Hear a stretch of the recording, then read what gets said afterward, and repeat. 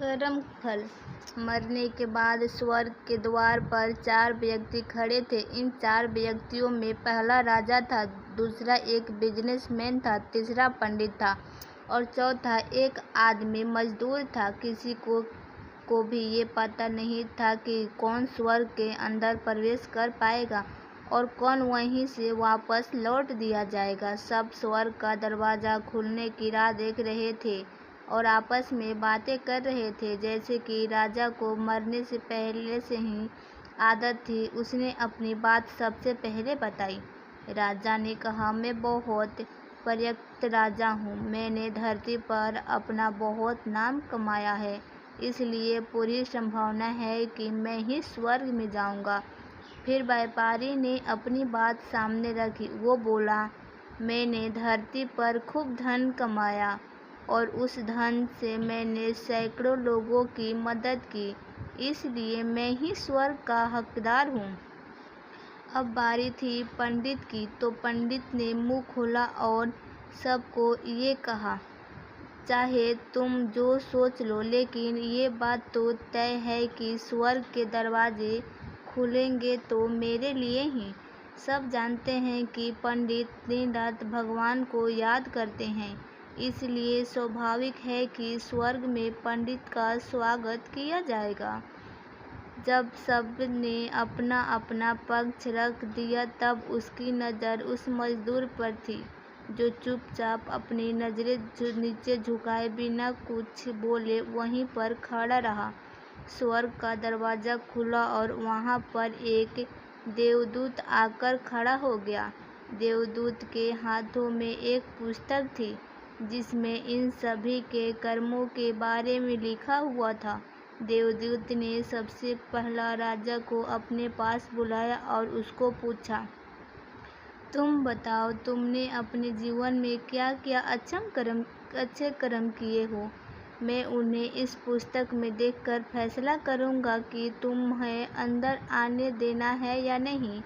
राजा ने कहा, मेरा राज्य जितना बड़ा था उतना ही समृद्ध था और मेरी राज्य के सभी लोग खुशहाल थे। सभी बड़े आनंद से रहते थे। मैंने उन्हें कभी भी किसी चीज़ की कमी नहीं होने दी। यही मेरे अच्छे कर्म है। देवदूत ने अपने पुस्तक में देखा और देखने के बाद राजा से कहा, तुम सच बोलते हो। तुमने अपने राज्य की प्रजा को बहुत सुखी रखा था, लेकिन तुमने अपने राज्य की सीमा बढ़ाने के लिए जितने युद्ध किए थे, उन युद्ध की वजह से हजारों सैनिकों ने अपनी जान गंवा दी थी। उन हजारों सैनिकों के परिवार के दुख के कारण तुम बने थे, इसलिए तुम स्वर्ग में नहीं आ सकते। अब बारी थी व्यापारी की। व्यापारी से जब देवदूत ने पूछा कि तुम्हारे अच्छे कर्म क्या है, तब व्यापारी ने उससे कहा, मैंने सैकड़ों लोगों को खाना खिलाया है, कई आश्रमों में दान किया है, कई निराश्रित लोगों के लिए घर बना कर दिया है। ये मेरे अच्छे कर्म है। देवदूत ने फिर से अपने पुस्तक में ध्यान से देखा और देखने के बाद व्यापारी से कहा, तुम्हारा कहना भी सही है कि तुम बहुत दान धर्म किए हो, लेकिन ये दान धर्म तुमने जिन पैसे से किया है, उन पैसे को कमाने के लिए तुमने न जाने कितने झूठ बोले हैं, कितनी हेरा फेरी की है और कितनी मिलावट की है, इसलिए तुम भी स्वर्ग में नहीं आ सकते। जब पंडित से ये सवाल किया गया तो पंडित ने बड़े ही आत्मविश्वास के साथ कहा, मैंने अनगिनत लोगों को ज्ञान दिया है, हजारों यज्ञ और पूजाओं की है और दिन रात भगवान का जाप किया है। इससे अच्छे कर्म और क्या ही हो सकता है। देवदूत ने अपनी पुस्तक के अंदर झांक कर देखा और पंडित से कहा, आपने जितने भी लोगों को जो भी ज्ञान दिया है, उन बातों पर खुद कभी अमल नहीं किया। आपने यज्ञ पूजा या भगवान का नाम निस्वार्थ भाव से कभी नहीं किया, इसलिए आपका भी स्वर्ग में आना प्रतिबंधित है। मजदूर ये सब देखकर हैरान था।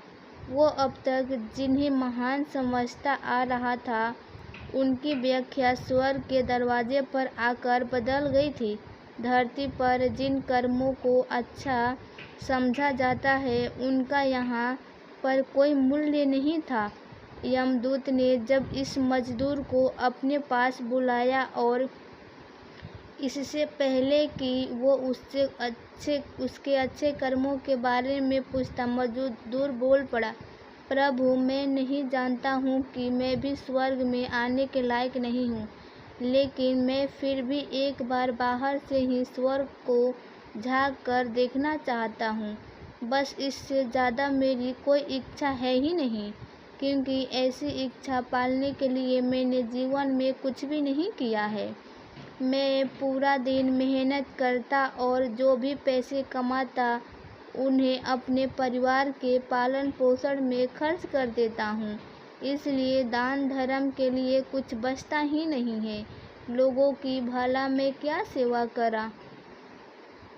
करता, क्योंकि काम के बाद जो थोड़ा सा समय मिलता उससे अपने ही बूढ़ी माँ बाप की सेवा में बिता देता। और ये सब करने के बाद मैं कभी कभी मंदिर भी चला जाता और भगवान से जैसा भी मुझे दिया है इस जीवन के लिए धन्यवाद कहता। देवदूत ने अपनी पुस्तक में बड़े ध्यान से देखा और थोड़ी देर देखते ही रहा। फिर उसने मजदूर से पूछा कि तुम याद करके बताओ, तुमने कभी तो कुछ अच्छा काम किया होगा। मजदूर ने थोड़ी देर सोचने के बाद बोला, हाँ, मुझे थोड़ा थोड़ा याद है। एक बार मैं बहुत भूखा था और मैं खाना ही खाने बैठा था कि एक बहुत ही कमज़ोर कुत्ता, जो ठीक से चल भी नहीं पा रहा था, वो मेरे पास आ गया और मेरे खाने को देखने लगा। तब मैंने अपनी रोटी उसे खिला दी थी और उस दिन मैं खुद भूखा सोया था। मजदूर की बात सुनने के बाद देवदूत मुस्कुराया और मजदूर के बड़े सामान से स्वर्ग के अंदर लेकर गया। दोस्तों, अच्छे कर्म लोभ मोह माया इन सब भाव में आकर नहीं किए जाते हैं और ना ही उन्हें अच्छे कर्मों की श्रेणी में गिना जाता है। निस्वार्थ भाव से किया गया एक ही अच्छा कर्म आपके जीवन के सारे पाप धोने की शक्ति रखता है। इसलिए जब भी मौका मिले, निस्वार्थ भाव से और अच्छे मन से अच्छे कर्म किया करें।